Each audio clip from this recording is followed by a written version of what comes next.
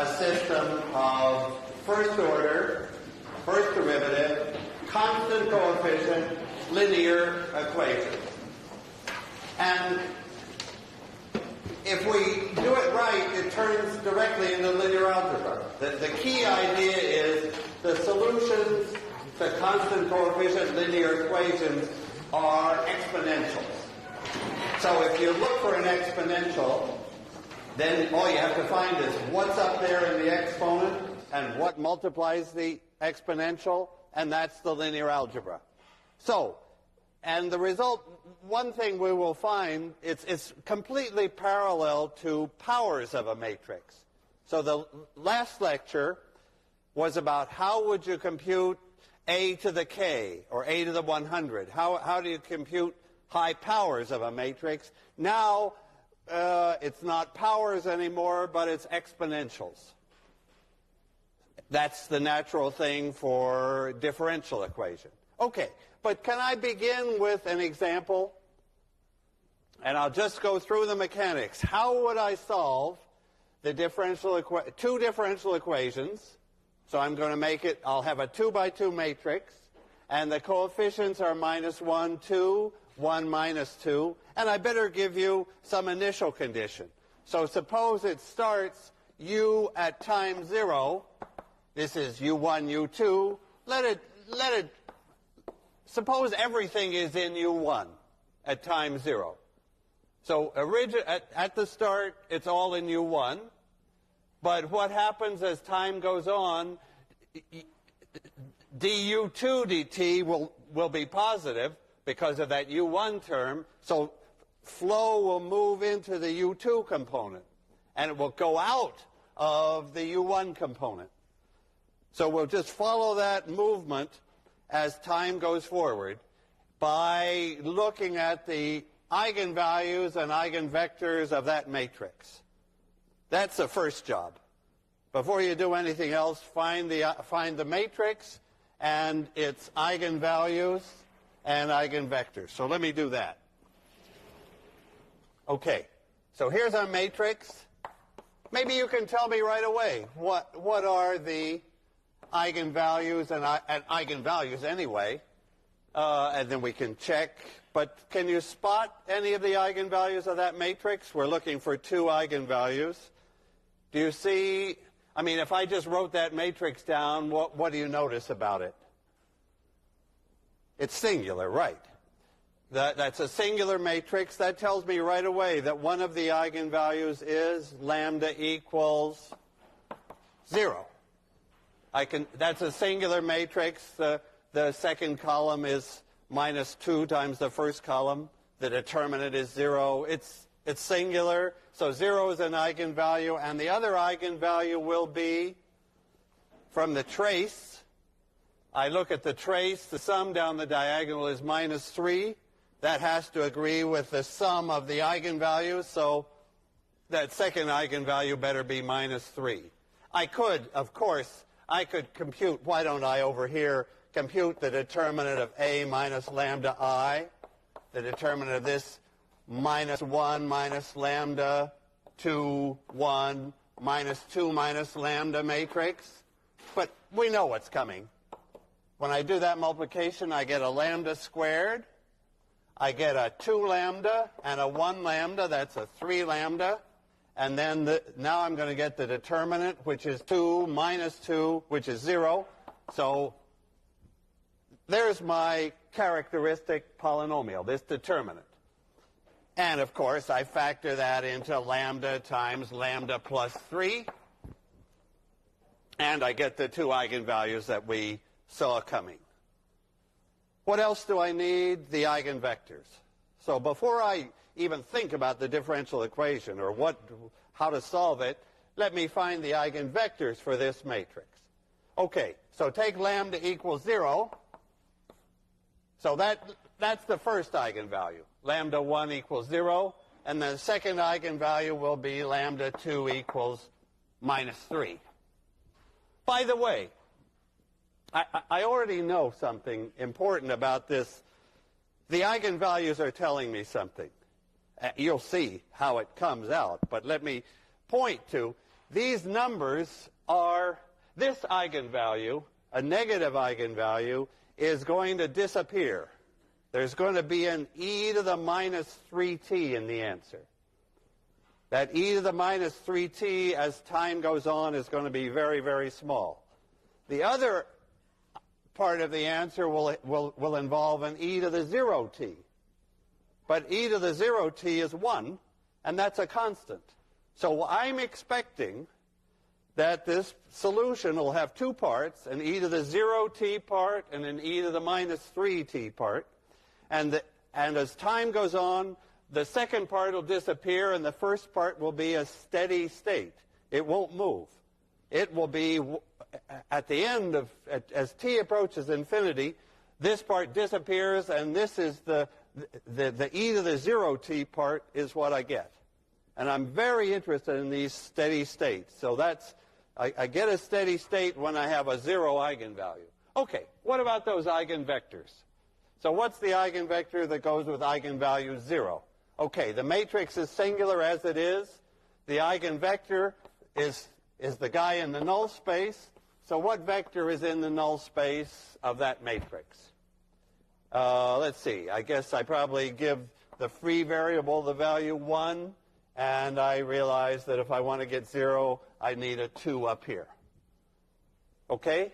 So AX1 is 0x1. AX1 is 0x1. Fine. Okay. What about the other eigenvalue? Lambda 2 is minus 3. Okay. How do I get the other eigenvalue then? For the moment, can I mentally do it? I subtract minus 3 along the diagonal, which means I add 3. I'll just do it with an erase for the moment. So I'm going to add 3 to the diagonal. So this minus 1 will become a 2. And I'll make it in big loopy letters. And when I add 3 to this guy, the minus 2 becomes, well, I can't make 1 very loopy, but how's that? Okay. Now that's a minus 3i, a plus 3i, sorry. That's a plus 3i. It's supposed to be singular, right?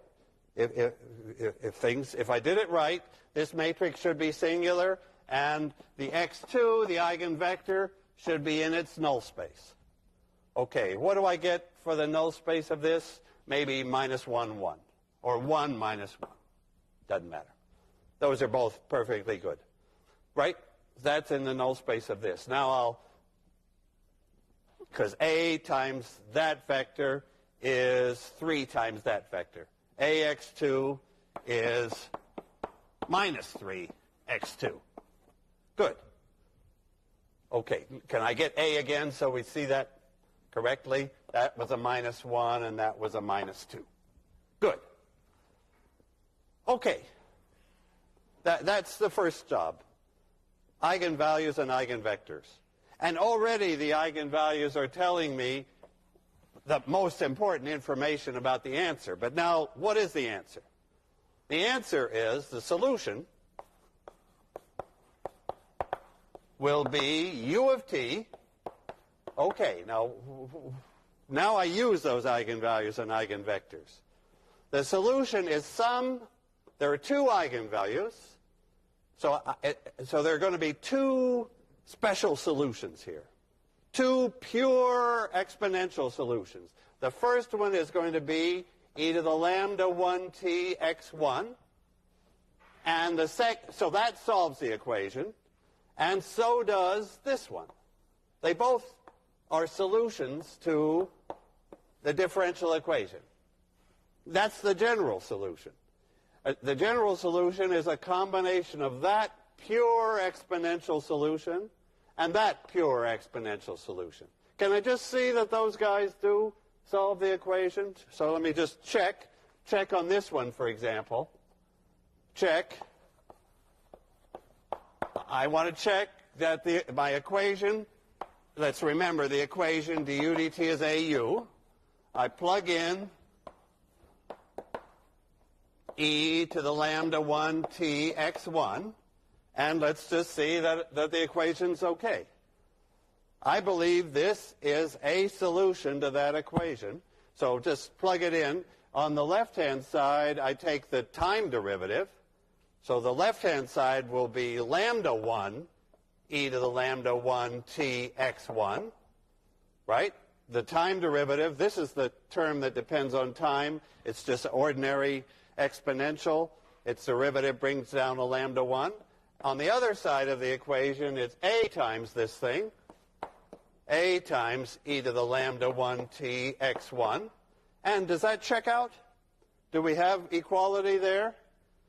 Yes, because e to the lambda 1 t appears on both sides, and the other one is ax1 equal lambda 1 x1.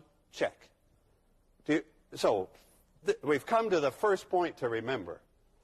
These pure solutions, those pure solutions are those pure exponentials are the differential equations analog of last time we had pure powers. Last time, so last time the analog was lambda 1 to the kth power x1, some amount of that, plus some amount of lambda 2 to the kth power x2. That was our formula from last time. I put it up just so your eye compares those two formulas. Powers of lambda in the difference equation. This was for the equation uk plus 1 equals a uk. That was for the finite stepping by 1. And we got powers. Now this is the one we're interested in, the exponentials. So that's the solution. What are C1 and C2? Then we're through. What are C1 and C2? Well, of course, we know these actual things. Let me come back to this. C1 is, we haven't figured out yet, but e to the lambda 1 t, the lambda 1 is 0. So that's just a 1 times x1, which is 2, 1.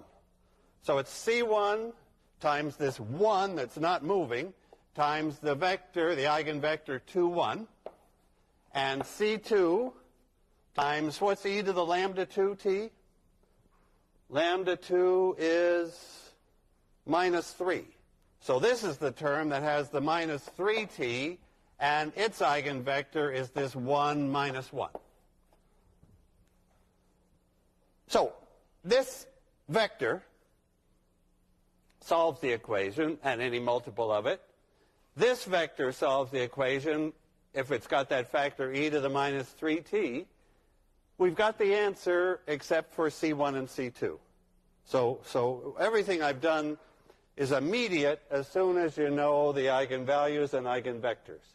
So how do we get C1 and C2? That has to come from the initial condition. So now I use u of 0 is given as 1, 0.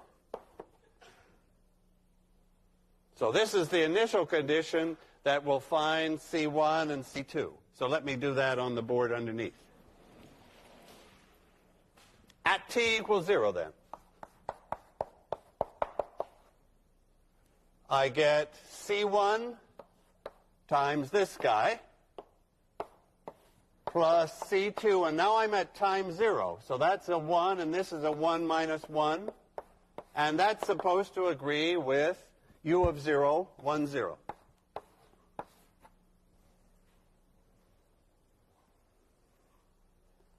Okay. That should be two equations. That should give me C1 and C2, and then I'm through. So what are C1 and C2? Let's see. I guess we could actually spot them by eye, or we could solve two equations in two unknowns. Let's see. If these were both 1s, so I'm just adding, then I would get 3, 0. So what's the solution then?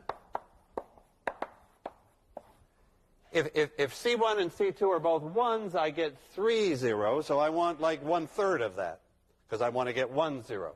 So I think it's C1 equals 1/3, C2 equals 1/3. So finally, I have the answer. Let me keep it in this board here. Finally, the answer is 1/3 of this plus 1/3 of this. Do you see what's actually happening with this flow? This flow started out at, the solution started out at 1, 0. Started at 1, 0. Then as time went on, people moved, essentially. Some fraction of this 1 moved here. And in the limit, there's the limit. As t goes to infinity, as t gets very large, this disappears, and this is the steady state. So the steady state is,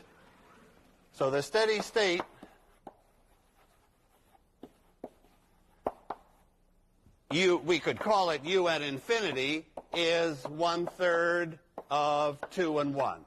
It's 2/3, 1/3.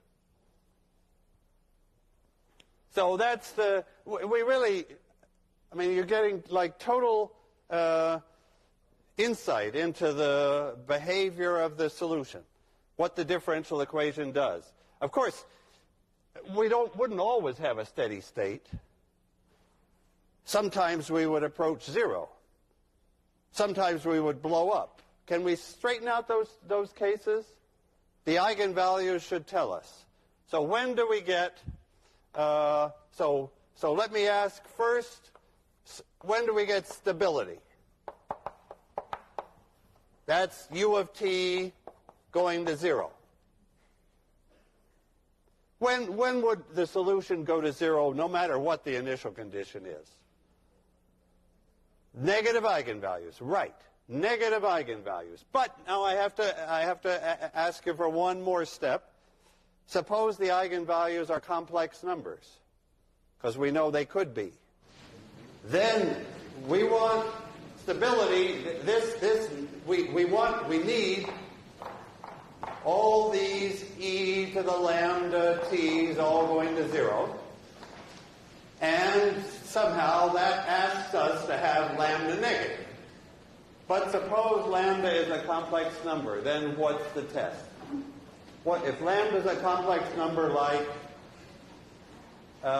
suppose lambda is negative plus an imaginary part. Say lambda is -3 plus 6i. What happens then? Could we just like do a case here? If this lambda is -3 plus 6i t, how big is that number? Does this imaginary part play a role here or not? Well, how big is? What's the absolute value of that quantity? It's just e to the -3t, right? Because this other part, the magnitude, this e to the 6i t, that has absolute value 1.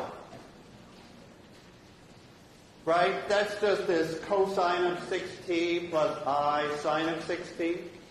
And the absolute value squared will be cos squared plus sine squared will be 1. This complex number is running around the unit circle. It's the real part that matters. This is what I'm trying to do. Real part of lambda has to be negative.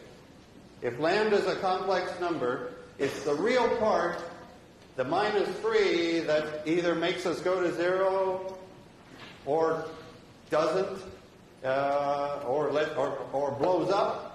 The imaginary part will just like oscillate between the two components. Okay, so that's stability. And what about a steady state? When would we have a steady state always in the same direction? So I'll take this part away. So that was like checking that it's the real part that we care about. Now we have a steady state when lambda 1 is 0 and the other eigenvalues have what? So I'm looking like that example was like perfect for a steady state. We have a 0 eigenvalue, and the other eigenvalues, we want those to disappear. So the other eigenvalues have real part negative. And we blow up for sure. We blow up if any real part of lambda is positive. So if I reverse the sign of the matrix A, suppose instead of the matrix I had, the A that I had, I changed it, I changed all its signs. What would that do to the eigenvalues and eigenvectors? If I know the eigenvalues and eigenvectors of A, tell me about minus A. What happens to the eigenvalues? For minus A, they'll all change sign. So I'll have blow up. This, instead of the e to the minus 3t, if I change that to minus, if I change the signs in that matrix, I would change the trace to plus 3. I would have an e to the plus 3t, and I would have blow up. Of course, the 0 eigenvalue would stay at 0, but the other guy is taking off if I reversed all the signs. Okay, so this is the stability picture. And for a 2 by 2 matrix, we can actually pin down even more closely what that means. Can I do that? Let me do that. I want to, for a 2 by 2 matrix, I can tell whether the real part of the eigenvalues is negative. Well, let me tell you what I have in mind for that. So 2 by 2 stability. This is just a little comment. 2 by 2 stability. So my matrix now is just A, B, C, D. And I'm looking for the real parts of both eigenvalues to be negative. Okay. How can I tell from looking at the matrix, without computing its eigenvalues, whether the two eigenvalues are negative, or at least their real parts are negative? What would that tell me about the trace? So the trace, that's this A plus D. What can you tell me about the trace? In the case of a 2 by 2 stable matrix, that means the eigenvalues are negative, or at least the real parts of those eigenvalues are negative. Then when I look at the matrix and find its trace, what do I know about that? It's negative, right. This is the sum of this equals lambda 1 plus lambda 2, so it's negative. The two eigenvalues, by the way, will have, if they're complex, will have plus 6i and minus 6i. The complex parts will be conjugates of each other and disappear when we add, and the trace will be negative. Okay, the trace has to be negative. Is that enough? Is a negative trace enough to make the matrix stable? Shouldn't be enough, right? Can you make, what's a matrix that has a negative trace, but still it's not stable? So it still has a blow-up factor and a decay one. So what would be it? So just to see, maybe I just put that here. Now I'm looking for an example where the trace could be negative, but still blow up. Of course. Yeah, let's just take one. Oh, look, let me make it minus 2, 0, 0, 1. Okay. There's a case where that matrix has negative trace. I know its eigenvalues, of course. They're minus 2 and 1, and it blows up. It's got a plus 1 eigenvalue here, So there will be an e to the plus t in the solution, and it'll blow up if it has any second component at all. I need another condition. And it's a condition on the determinant. And what's that condition? If I know that the two eigenvalues, suppose I know they're negative, both negative. What does that tell me about the determinant? Let me ask again. If I know both the eigenvalues are negative, then I know the trace is negative, but the determinant is positive. Because it's the product of the two eigenvalues. So this determinant is lambda 1 times lambda 2. This is lambda 1 times lambda 2. And if they're both negative, the product is positive. So positive determinant, negative trace. I can easily track down this condition also for if there's an imaginary part hanging around. Okay, so that's like a small but quite useful, because 2 by 2 is always important, comment on stability. Okay, so let's just look at the picture again. Okay. The main part of my lecture, the one thing you want to be able to just do automatically is this step of solving the system. Find the eigenvalues, find the eigenvectors, find the coefficients. And notice, what's the matrix in this linear system here? I can't help, if I have equations like that, that's my equations column at a time. What's the matrix form of that equation? So this system of equations is some matrix multiplying C1, C2 to give U of 0, 1, 0. What's the matrix? Well, it's obviously 2, 1, 1 minus 1, but we have a name, or at least a letter, actually a name for that matrix.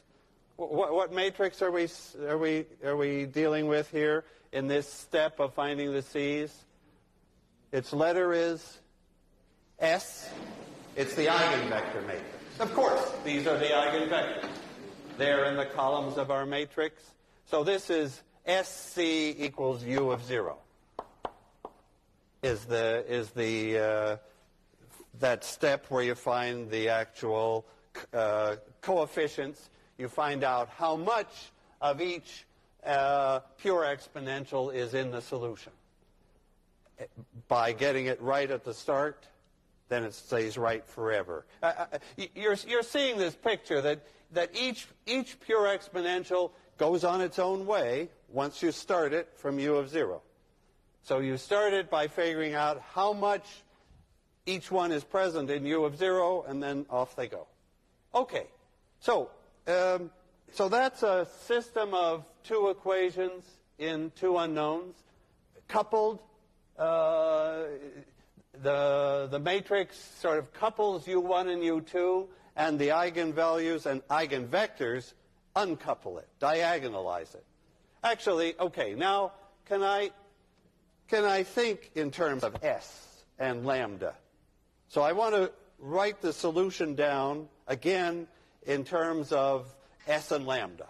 Okay, I'll do that on this far board. Okay. So I'm coming back to our equation du dt equals AU.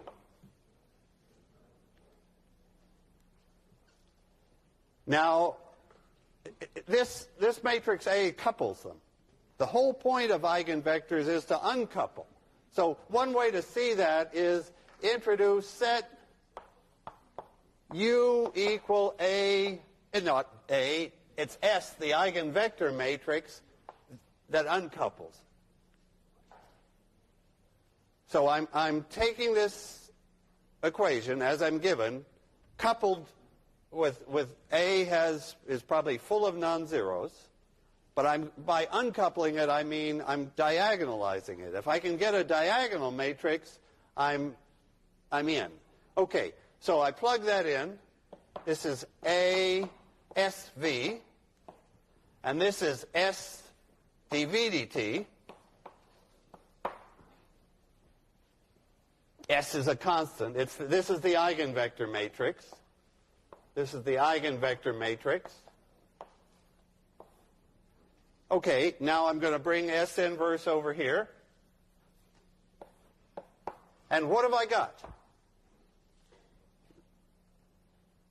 That combination S inverse AS is lambda, the diagonal matrix. That's the point. If I'm using the eigenvectors as my basis, then my system of equations is just diagonal.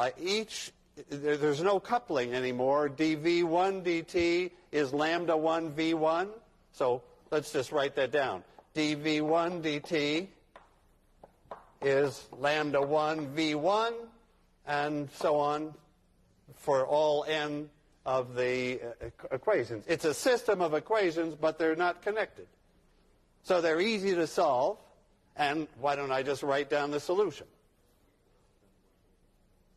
V is now some e to the lambda 1 t. Okay. I guess my idea here now is to use the natural notation. V of t is e to the lambda t v of 0. And u of t will be s e to the lambda t s inverse u of 0. This is the formula I'm headed for. This matrix, S e to the lambda t s inverse, that's my exponential. That's my e to the at. Is this S e to the lambda t s inverse. So my job really now is to explain what's going on with this matrix up in the exponential. What does that mean? What does it mean to say e to a matrix? This ought to be easier because this is e to a diagonal matrix, but still it's a matrix. What do we mean by e to the at? Because really, e to the at is my answer here. My answer to this equation is this u of t. This is my e to the at u of 0. So it's my job is really now to say what does that mean? What's the exponential of a matrix, and why is that formula correct? Okay, so I'll put that on the board underneath. What's the exponential of a matrix? Let me come back here. So I'm talking about matrix exponentials.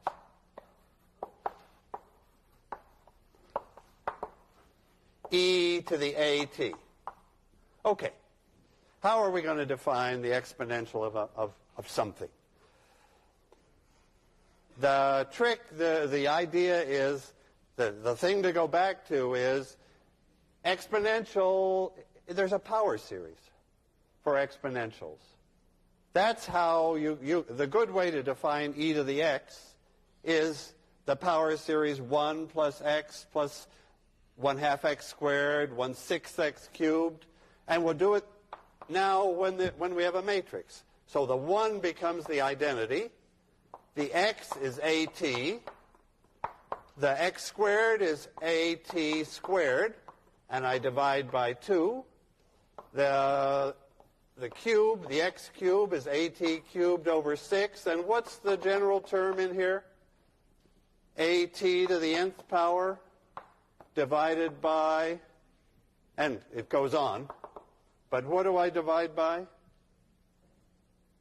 So you see the pattern. Here I divided by 1. Here I divided by 1, by 2, by 6. Those are the factorials. It's n factorial.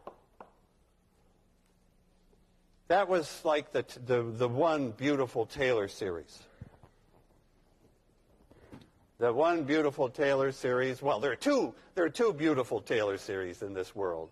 The Taylor series for e to the x is the sum with x to the nth over n factorial. And all I'm doing is doing the same thing for matrices. The other beautiful Taylor series is just the sum of x to the nth, not divided by n factorial. Do you know what function that one is? So if I take, this is the series, all these sums are going from 0 to infinity. What function have I got? This is like a side comment. This is 1 plus x squared plus x cubed plus x to the fourth not divided by anything. What's that function? 1 plus x squared plus x cubed plus x fourth forever is 1 over 1 minus x. It's the geometric series, the nicest power series of all.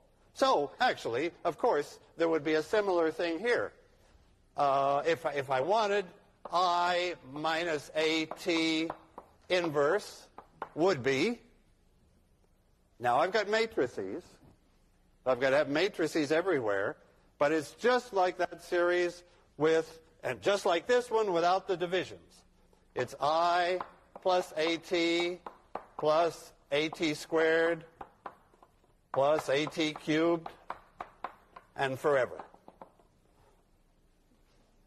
So that's actually a reasonable way to find the inverse of a matrix. If I chop it off, well, it's reasonable if t is small. If t is a small number, then t squared is extremely small, t cubed is even smaller, so approximately that inverse is I plus AT. I can keep more terms if I like. Do you see what I'm doing? I'm just saying we can do the same thing for matrices that we do for ordinary functions. And the good thing about the exponential series, so in a way this series is better than this one. Why? Because this one always converges. I'm dividing by these bigger and bigger numbers. So whatever matrix A and however large T is, that series, these terms go to 0. The series adds up to a finite sum. E to the AT is completely defined. Whereas the second guy could fail, right? If AT is big, somehow if AT has an eigenvalue larger than 1, then when I square it, it'll have that eigenvalue squared. When I cube it, the eigenvalue will be cubed. That series will blow up unless the eigenvalues of AT are smaller than 1. So when the eigenvalues of AT are smaller than 1, so I better put that in.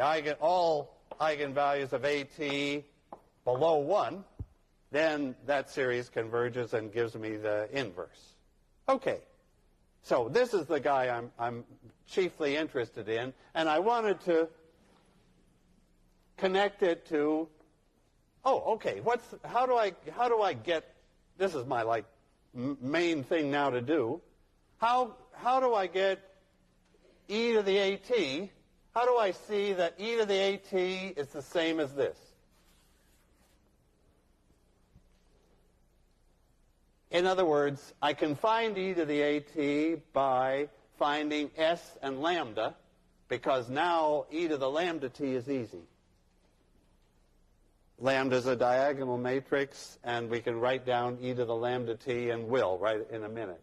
But how do you see that we're hoping that we can compute e to the AT from s and lambda. And I have to look at that definition and say, okay, how do I get an s and a lambda to come out of that? Okay, do you see how I want to connect that to that from that definition. So let me erase this, the geometric series, which isn't part of the differential equations case, and get the s and the lambda into this picture. Oh, okay. Here we go. So identity is fine. Now, all right, you can see how am I going to get A replaced by S's and lambdas? Well, I use the fundamental formula of this whole chapter. A is S lambda S inverse and then times T. That's AT. Okay, what's A squared T? I've got the divide by 2. I've got the T squared, and I've got an A squared. All right. So I've got there's A. Now square it. So what happens when I square it? We've seen that before. When I square it, I get S lambda squared S inverse, right? When I square that thing, there's an S and an S cancels out an S inverse. I'm left with the S on the left, the S inverse on the right, and lambda squared in the middle, and so on. The next one will be S lambda cubed S inverse times T cubed over 3 factorial. And now, what do I do now? I want to pull an S out from everything. I want an S out of the whole thing. Oh, look, I better write the identity how.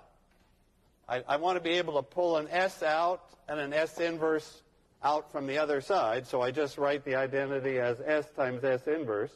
So I have an S there and an S inverse from this side, and what have I got in the middle? If I pull out an S and an S inverse, what have I got in the middle? I've got the identity, a lambda T, a lambda squared T squared over 2. I've got e to the lambda T. That's what's in the middle. That's my formula for e to the AT. Oh, now I have to ask you, does this formula always work? This formula always works. Well, except it's an infinite series. But what do I mean by always work? And this one doesn't always work. And I just have to remind you of what assumption is built into this formula that's not built into the original. The assumption that A can be diagonalized. You'll remember that there are some some subset of matrices that don't have n independent eigenvectors, so we don't have an S inverse for those matrices, and the whole diagonalization breaks down. We could still make it triangular, I'll tell you about that, but diagonal we can't do for those particular degenerate matrices that don't have enough independent eigenvectors. But otherwise, this is golden. Okay, so that's the formula, that's the matrix exponential. Now it just remains for me to say what is e to the lambda t. Can I just do that? Let me just put that in the corner here. What is the exponential of a diagonal matrix? Remember, lambda is diagonal, lambda 1 down to lambda n. What's the exponential of that diagonal matrix? Because our whole point is that this ought to be simple. Our whole point is that to take the exponential of a diagonal matrix ought to be completely decoupled. It ought to be diagonal, in other words, and it is. It's just e to the lambda 1t, e to the lambda 2t, e to the lambda nt, all zeros. So if we have a diagonal matrix, and I plug it into this exponential formula, everything's diagonal, and the diagonal terms are just the ordinary scalar exponentials e to the lambda 1t. Okay, so that's in a sense, I'm doing here on this board with like formulas what I did in the first half of the lecture with specific matrix A and specific eigenvalues and eigenvectors. So let me show you the formulas again. But I guess what should you know from this lecture? You should know what this matrix exponential is, and like, when does it go to 0? Tell me again now the answer to that. When does e to the at approach get smaller and smaller as t increases? Well, the s and the s inverse aren't moving. It's this one that has to get smaller and smaller, and that one has this simple diagonal form. And it goes to 0 provided every one of these lambdas, I need to have each one of these guys go to 0. So I need every real part of every eigenvalue negative. Right? If the real part is negative, that takes the exponential, that forces the exponential goes to 0. Okay. So that's really the difference. If I can just draw here's a picture of this is the complex plane. Here's the real axis, and here's the imaginary axis. And where do the eigenvalues have to be for stability in differential equations? They have to be over here, in the left half plane. So the left half plane is this plane, real part of lambda less than 0. Where do the eigenvalues have to be for powers of the matrix to go to 0? Powers of the matrix go to 0 if the eigenvalues are in here. So this is the stability region for powers. This is the region absolute value of lambda less than 1. That's the stability for, that tells us that the powers of A go to 0. This tells us that the exponential of A goes to 0. Okay, one final example. Let me just write down how to deal with a final example.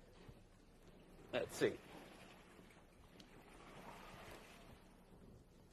So my final example will be a single equation, u double prime plus a bu prime plus ku equals 0.